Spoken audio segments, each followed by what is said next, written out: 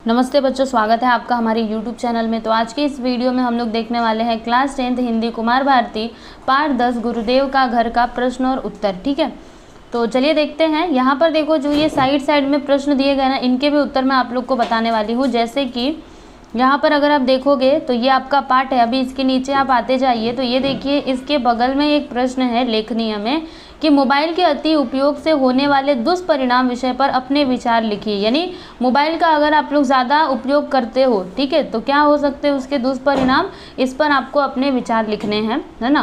क्योंकि ज़्यादा टाइम तक अगर हम लोग मोबाइल का यूज़ करते हैं तो क्या क्या हो सकता है। सबसे पहली बात तो हमारी आँख जो है वो ख़राब होने का खतरा रहता है ना। अगर आप ज़्यादा मोबाइल को देखोगे, आप ही सोचो ना, बार बार स्क्रीन पे ही आप देखते रहोगे तो आपकी आंखें ख़राब होंगी कि नहीं। ठीक है, तो ऐसे ही और भी जो दुष्परिणाम हैं उनके बारे में आपको बताना है। तो देखिए, मैंने यहाँ पे लिखा हुआ है इसका उत्तर कि मोबाइल ने आज संचार के साधनों में क्रांति ला दी है। पहले लोगों के पास तो फ़ोन ही नहीं होते थे। फ़ोन केवल पैसे वालों के पास या सरकारी अधिकारियों के पास होते थे। आज मोबाइल घर घर पहुँच गया है ना। बड़े से लेकर छोटे तक सभी जेब में मोबाइल डालकर घूम रहे हैं। यद्यपि मोबाइल ने हमें बड़ी सुविधाएं प्रदान की है, किंतु इसके बहुत दुष्परिणाम भी हो रहे हैं, है ना। मोबाइल ने हमको बहुत सारी सुविधाएं दी हैं, है ना। इसकी हेल्प से हम लोग किसी से भी कहीं पे भी बात कर सकते हैं और किसी के खोने का भी खतरा नहीं रहता है। कोई कहीं पे भी जाए, मोबाइल की हेल्प से पहुंच सकता है ना। तो इसने तो हमारी बहुत मदद भी की है, लेकिन साथ ही साथ देखो, कोई भी चीज़ होती है ना तो उसके दो साइड होते हैं। एक तो उसकी अच्छी बातें होती है, दूसरी उसकी बुरी बातें होती है। ठीक है, तो मोबाइल की तो बहुत अच्छी अच्छी बातें हैं, लेकिन इसके कुछ दुष्परिणाम भी है। ठीक है, जैसे कि कार चलाते समय, बाइक चलाते समय लोग मोबाइल पर बात करते हैं, परिणाम स्वरूप क्या होता है, दुर्घटनाएं हो जाती हैं, है ना। और आजकल लोग कान में ईयरफोन लगाकर गाना सुनते हैं, जिससे उन्हें कुछ भी सुनाई नहीं देता। परिणाम स्वरूप ट्रेन से तथा सड़क पर मोटरों से दुर्घटनाएं होती हैं। अब लोगों में सेल्फी का शौक जागा है। अब एक नया सिस्टम चल गया है सेल्फी का, है ना। तो सुनिएगा, लोग खतरनाक जगहों पर जाकर सेल्फी लेने के चक्कर में अपनी जान से हाथ धो बैठते हैं। उनको लगता है कि आपने भी देखा होगा न्यूज़ वगैरह में कि जहाँ पे पानी बहता रहता है वहाँ पे लोग जाते हैं सेल्फी लेने। सोचो, अपनी जान की भी परवाह नहीं करते और सेल्फी लेने जाते हैं, और नतीजा क्या होता है, उनकी मृत्यु हो जाती है। वो उसकी चपेट में आ जाते हैं और वहीं पे जो लोग रहते हैं वो वहीं पे डूब करके मर जाते हैं। या फिर कोई पहाड़ पे एकदम ऊंचाई पे चढ़ जाता है सेल्फी लेने के लिए, तो उस पे से वो गिर जाता है। ठीक है, तो मोबाइल के बहुत से लाभ हैं, किंतु इसका उपयोग सावधानी से करना चाहिए। मोबाइल के बहुत सारे लाभ हैं, हमको भी पता है ना, लेकिन हमें इसका उपयोग सावधानी से करना चाहिए। ऐसा नहीं कि उसका नशा चढ़ जाए। जैसे किसी शराबी को शराब का नशा होता है, वैसे हमको मोबाइल का नशा चढ़ जाए। नहीं, हमको मोबाइल का यूज़ करना है, लेकिन काम भर का। ऐसा नहीं कि फालतू में यूज़ करते रहोगे। ठीक है, आगे हम लोग स्वाध्याय देखेंगे। तो स्वाध्याय कहाँ पर है ये भी मैं आपको बता देती हूँ। देखिए, नीचे आते जाइएगा। देखिए, यहाँ से स्वाध्याय शुरू हो रहा है। इसमें प्रश्न क्या है, सूचना के अनुसार कृतियाँ कीजिए, लिखिए। क्या लिखना है, पहला देखो, लेखक का कोलकाता जाने के कारण। तो यहाँ पर देखिए, मैंने इसका उत्तर लिखा है, भारतीय भाषा परिषद ने निमंत्रित किया था और लेखक कोलकाता शहर फिर से देखना चाहते थे। ठीक है, इसीलिए वो कोलकाता गए थे। फिर उसी के नीचे अगला प्रश्न है, शांति निकेतन का अनुभव अनूठा लगने के कारण। कौन से कारण थे, तो पहला कारण देखिएगा, जहाँ गुरुदेव समय समय पर रहते थे, उसे देखकर ऐसा लगता था जैसे गुरुदेव की आत्मा अभी तक वहीं कहीं आसपास भटक रही हो। और दूसरा, लेखक को ऐसा लगा जैसे वहाँ का हर पेड़, पत्थर तथा घड़ी गुरुदेव की अनुपस्थिति महसूस कर रहे हो। चलो, ये भी कंप्लीट हो गया। अब उसके आगे मैं आपको टेक्स्ट बुक में भी साथ ही साथ दिखाती जाती हूँ। देखो, ये जो पहला वाला था, लिखिए, इसका तो उत्तर हमने देख लिया है। अभी हम लोग दूसरा देखेंगे, कृति कीजिए। इसमें क्या है कि शांति निकेतन से दूर गांव में देखा। क्या देखा, इसका उत्तर देखिएगा यहाँ पर। तो पावा नदी, पेड़ों से घिरे पोखर, साल के खेत, संथालों की रम्य झोपड़ियाँ। ओके, उसके बाद यहाँ पे अगला प्रश्न, तीसरा प्रश्न है, उत्तर लिखिए। तो उत्तर लिखना हमको, यहाँ पे आप देख सकते हो, इसमें दो प्रश्न दिए गए हैं। तो चलिए मैं आपको इसका उत्तर बता देती हूँ। तो निर्मल जी इनके पत्र पढ़ रहे हैं, किसके, फ्लॉबेर के। और लेखक यह उपन्यास पढ़ रहे हैं, कौन सी, कोई बात नहीं। ओके, उसके बाद यहाँ पे चौथा प्रश्न इसी में है, नीचे कारण लिखिए। तो इसमें भी दो प्रश्न दिए गए हैं, दोनों के कारण आपको लिखने हैं। तो चलो मैं आपको उत्तर बताती हूँ। यहाँ पे पहला है कि निर्मल जी जयशंकर द्वारा लिखे गए एक पत्र को पढ़कर बेचैन हुए। क्यों बेचैन हुए थे? क्योंकि उस पत्र में उदासी और अकेलेपन का दबा सा भाव था। ओके, आगे आ जाइए। दूसरा, निर्मल यह जानकर प्रसन्न हुए क्योंकि क्या लिखेंगे हम यहाँ पर? जयशंकर तथा निर्मल के कुछ अन्य मित्रों को हिंदी भाषा तथा साहित्य के बारे में उनके विचार अच्छे लगे। ठीक है, अभी पांचवा प्रश्न यहाँ पे पांचवा प्रश्न आप देख सकते हो, ये है कि शब्दों के भिन्न अर्थ लिखिए। यहाँ पे जो शब्द दिए गए ना, इनके आपको अलग अलग अर्थ लिखने हैं। तो देखो यहाँ पे मैं आपको बताती हूँ, जैसे कि क्या है, शाल है ना, तो इसका उत्तर देख लो, ऊनी चादर, घेरा, सखुआ का पेड़, बर्छी। ठीक है, तो ये इसके अर्थ है। उसके बाद अर्क, तो सूर्य, रस, मदार।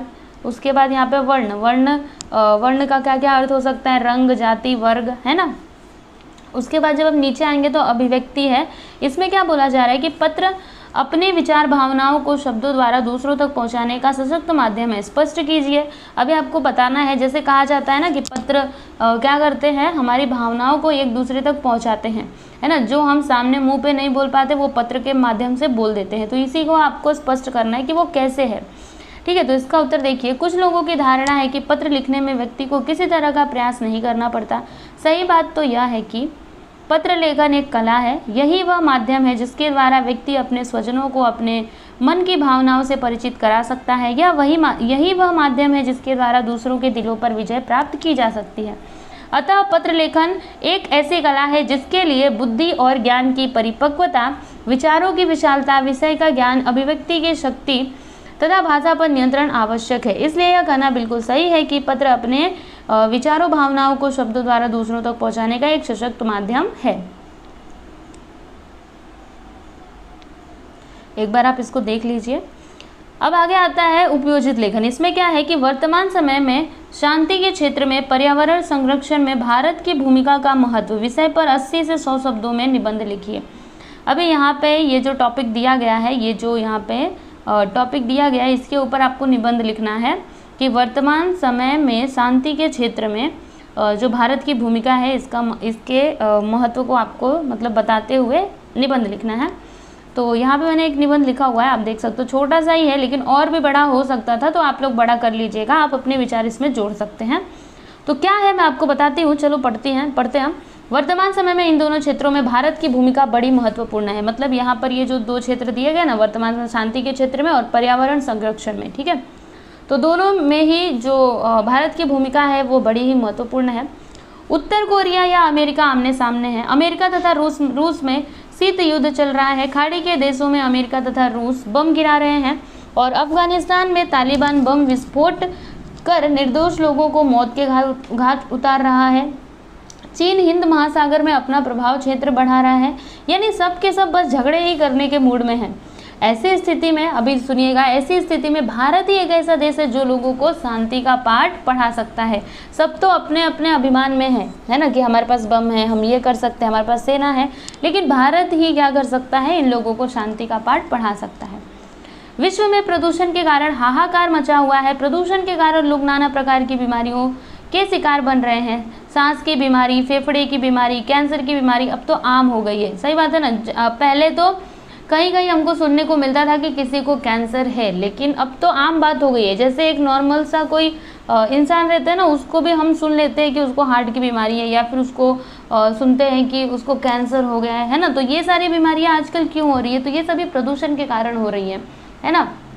पहले के लोग कैसे बूढ़े हो जाते थे लेकिन फिर भी उनको कोई बीमारी नहीं होती थी, ठीक है, लेकिन अभी के टाइम पे ऐसा मतलब बहुत सारे चेंजेस आ गए हैं, ठीक है। तो भारत विश्व के बड़े देशों को समझा रहा है कि विश्व में शांति बनी रहनी चाहिए, किसी भी स्थिति में युद्ध नहीं होना चाहिए।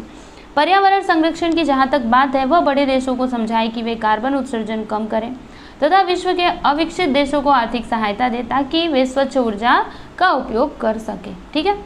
तो इस निबंध को आप लोग और आगे भी बढ़ा सकते हो। ऐसा नहीं कि बस इतना ही निबंध नहीं लिखा जाता, और बढ़ा होता है निबंध। तो आप लोग प्लीज़ खुद से इसमें और भी जो आपके मन में विचार है उनको आप इसमें जोड़ करके लिख सकते हैं, ठीक है। अब उसके बाद यहाँ से शुरू होता है भाषा बिंदु, ठीक है। भाषा बिंदु शुरू होता है, तो सुनिएगा इसमें क्या करना है। देखिए, अभी मैं आप लोग को बताते चलूँ कि ये जो भाषा बिंदु होता है ना, ये व्याकरण का पार्ट है। व्याकरण, हिंदी व्याकरण हम लोग पढ़ते हैं ना, वो, ठीक है। तो अगर आपने हिंदी व्याकरण में ये सारी चीज़ें पढ़ी रहेंगी तो आपको समझ में आएगा। वैसे तो अगर आपने नहीं पढ़ी रहेगी तो फिर आपको समझ में नहीं आएगा, ठीक है। तो मैं डायरेक्टली आपको इसका उत्तर पढ़ाऊंगी, क्योंकि मैं आपको पूरा ये समास वगैरह सब समझाने नहीं वाली, क्योंकि अगर मैं इसमें समझाने लगूंगी तो ये वीडियो काफ़ी ज़्यादा लंबा हो जाएगा। इसके लिए अलग से एक वीडियो बनाना चाहिए, समास के लिए, काल के लिए, संधि विच्छेद के लिए, है ना।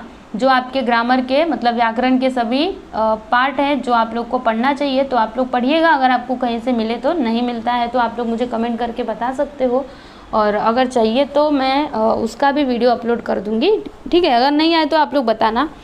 तो चलो अभी डायरेक्टली मैं आपको उत्तर ही बताऊंगी। तो ये बॉक्स को आपको क्या करना है, ये जो टेबल दिया गया है इसको कंप्लीट करना है, इसे भी पूरा करना है और इसे भी पूरा करना है। फिर यहाँ पे नीचे भी ये बॉक्स दिए गए हैं, मतलब टेबल, ये तीनों को आपको क्या करना है, पूरा करना है, ठीक है। तो मैंने यहाँ पे देखो लाइन से हर एक टेबल को कंप्लीट किया, हर एक, ठीक है। जैसे पहला वाला है ना, तो पहले वाले को मैंने यहाँ पे सबसे पहले कंप्लीट किया। अभी आपको पता कैसे चलेगा, तो यहाँ पर देखो ऊपर कुछ तो लिखा हुआ है ना, चिड़ियाघर, पूर्व पद, ठीक है। तो इससे आपको समझ जाना चाहिए कि इस टेबल का आंसर यहाँ पर है, ये है इसका उत्तर, ठीक है। ये पहला वाला टेबल है। उसके बाद ये दूसरा वाला है जिसको हमने पूरा किया है। देखो आप ना लिखते जाओ, स्क्रीनशॉट लेते जाओ। देखो आपको बताती हूँ, ये दो टेबल देखना, लाइन से देखना, ऊपर का ये देखोगे ना तो आपको समझ में आ जाएगा, ठीक है। फिर उसके बाद ये देखो, और इसी में ये देखो आगे भी है, फिर ये आगे,